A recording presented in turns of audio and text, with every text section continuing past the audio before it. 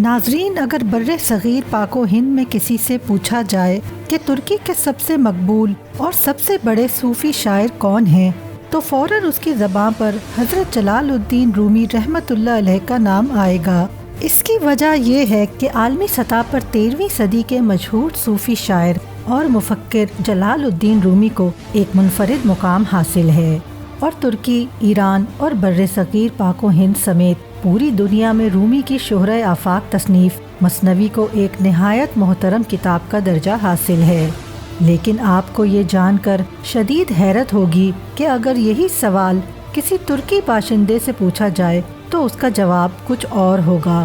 جی ہاں ناظرین، ترکی میں ایک صوفی شاعر ایسے بھی ہیں جنہیں رومی سے بھی بڑا عوامی شاعر مانا جاتا ہے، جو گزشتہ 700 سال سے ترک باشندوں کے محبوب اور مقبول ترین شاعر ہیں۔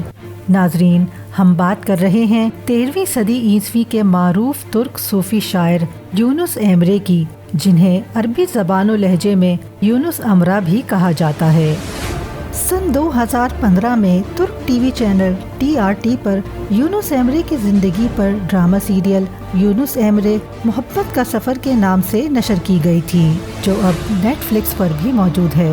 حال ہی میں ارطغرل غازی کے بعد وزیر اعظم عمران خان کے حکم پر PTV نے یونس ایمرے سیریز اردو ڈبنگ کے ساتھ نشر کی، اور ایک ٹویٹ میں وزیر اعظم عمران خان نے تصوف میں دلچسپی رکھنے والوں کو یہ ڈرامہ دیکھنے کی تجویز بھی کی ہے۔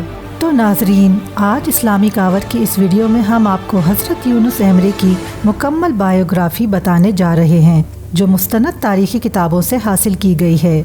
یونس ایمرے ایک عظیم صوفی شاعر کیسے بنے، ان کی تعلیمات کیا ہیں، اور وہ ترکی میں مولانا رومی سے زیادہ پسند کیوں کیے جاتے ہیں۔ اگر آپ یہ سب جاننا چاہتے ہیں تو ہماری یہ ویڈیو مکمل دیکھیے گا۔ یونس ایمرے 1238 میں ترکی کے شہر ہیسکی کے علاقے سارے کوئے میں پیدا ہوئے۔ ایمرے کے معنی دوست، محبوب اور عاشق کے ہیں۔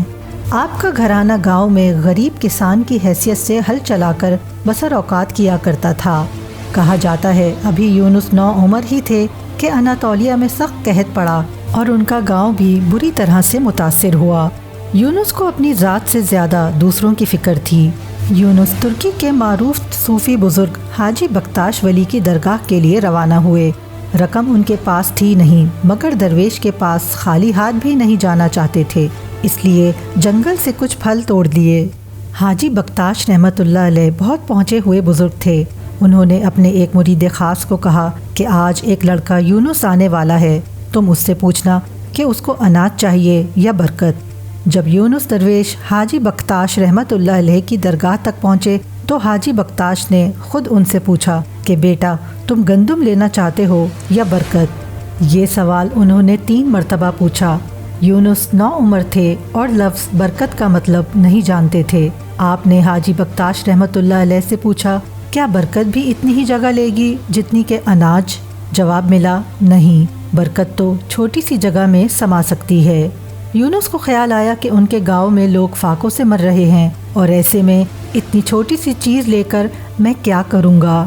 لہٰذا یونس نے درگاہ سے گندم اور اناج کی بوریاں اٹھائیں اور خوشی خوشی گاؤں کی طرف روانہ ہوئے۔ ابھی تھوڑی ہی دور گئے تھے کہ ان کے ذہن میں یہ خیال آیا کہ ہو سکتا ہے کہ برکت کوئی ہیرا یا سونا ہو جس کو بیچ کر بہت سا اناج حاصل کیا جا سکے۔ یہ سوچ کر یونس درگاہ کی طرف واپس پلٹے اور دوبارہ حاضر ہو کر برکت طلب کی۔ انہوں نے جواب میں کہا کہ ان کے حصے کی برکت تو بکتاش سلسلے کے صوفیہ کے دوسرے شیخ حضرت تابدوک ایمرے کو بھیجی جا چکی ہے، اور یہ یونس کے لیے ایک روحانی اشارہ تھا۔ ناظرین، وقت گزرتا گیا۔ چند سال کے بعد یونس ایمرے اناطولیہ کے ایک شہر نالہان میں قاضی کے عہدے پر فائز ہو گئے۔ یونس ایمرے عدل و انصاف کی فراہمی میں کسی رعایت کے قائل نہ تھے۔ عدل و انصاف پر مبنی فیصلوں اور کئی اقدامات میں جلد ہی نالہان شہر کے عوام پر اپنی دھاک بٹھا دی۔ نالہان شہر میں ایک صوفی بزرگ تابدوک ایمرے کی درگاہ بھی تھی۔ یونس ایمرے کی تابدوک ایمرے سے بطور قاضی کئی ملاقاتیں ہو چکی تھیں۔ یونس صوفی بزرگ تابدوک ایمرے کی صحبت سے اس قدر متاثر ہوئے کہ انہوں نے تابدوک ایمرے کی شاگردی اختیار کرنے کے لیے قاضی کے منصب سے استعفیٰ دے دیا۔ تابدوک ایمرے سے آپ نے قرآن و حدیث کے علوم اور روحانیت کے اسرار و رموز سیکھنے کے لیے 40 سال ان کی خدمت میں گزارے۔ تابدک امرے نے یونس کو بہت سخت مجاہدوں یعنی آزمائشوں سے گزارا۔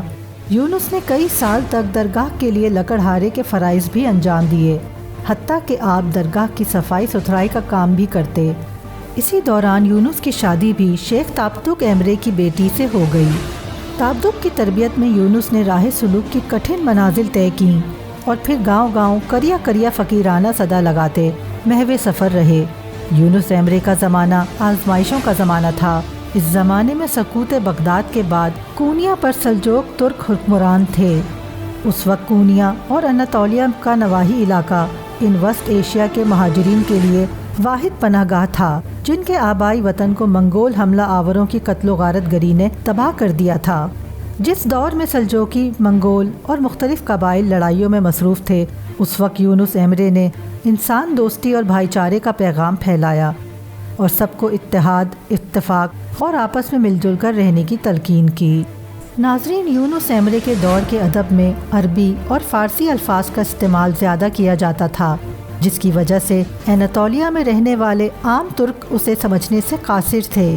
اس وقت مولانا رومی کا کلام ترکی کی شہری اشرافیہ کی مروجہ ادبی زبان فارسی میں ہونے کی وجہ سے خاص الخاص تھا، جبکہ یونس امرے کے ہاں ذریعہ اظہار عام لوگوں کی یعنی دیہی علاقوں میں بولی جانے والی ترکی زبان تھی۔ سادہ زبان، واضح مفہوم، عام فہم تشبیہات و استعارات اور زبان زد عام ہونے والے یونس امرے کے کلام میں غنائیت اور نغمگی کا بہاؤ اس درجے تھا کہ صوفیہ کی محفلوں میں جب گایا جاتا تھا تو لوگ وجد میں آ جاتے تھے۔ ناظرین، یونس امرے جلال الدین رومی کے ہم اثر تھے، مگر مولانا رومی سے 31 سال چھوٹے تھے۔ یونس امرے بھی رومی کی طرح عالمی سوچ رکھنے والے عظیم شاعر ہیں۔ مولانا نے اپنے شاہکاروں میں ترکی زبان کی اصطلاحات اور محاورے اور فلسفے کو فارسی زبان میں پیش کیا ہے، تو یونس امرے نے اپنی مادری زبان ترکی کو اپنے اشعار میں تحریر کرنے کو ترجیح دی ہے۔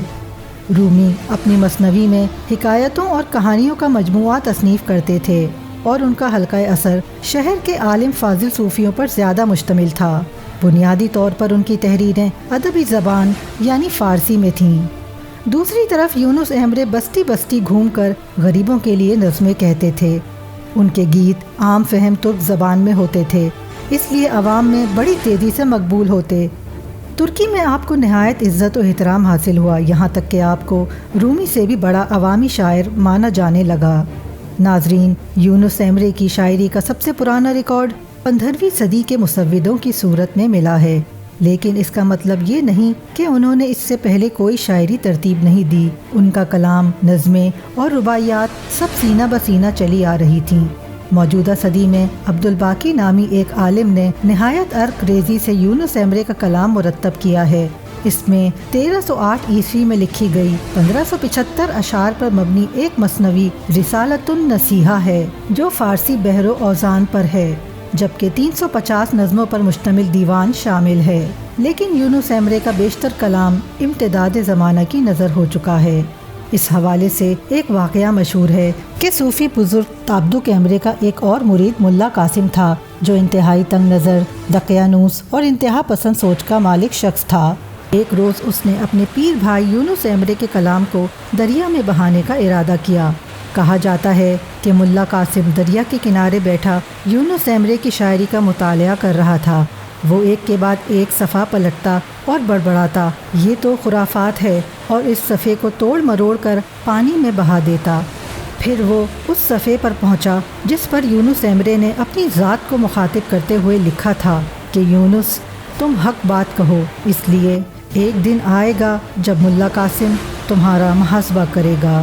اس مقام پر ملا قاسم کو ہوش آیا اور وہ تمام صفحات تلف کرنے کے بعد بہت پچھتایا اور بے اختیار رو دیا۔ کہا جاتا ہے کہ یونس امرے کے کلام کا 1/3 اثاثہ جو اگلی نسلوں تک پہنچا ہے، وہ یونس کے کلیات کا وہی حصہ ہے جو ملا قاسم نے دریا میں نہیں بہایا تھا۔ خدا اور خدا کی مخلوق کی محبت سے تعلیم دینے والے صوفی شاعر یونس امرے 1320 عیسوی میں اپنے خالق حقیقی سے جا ملے۔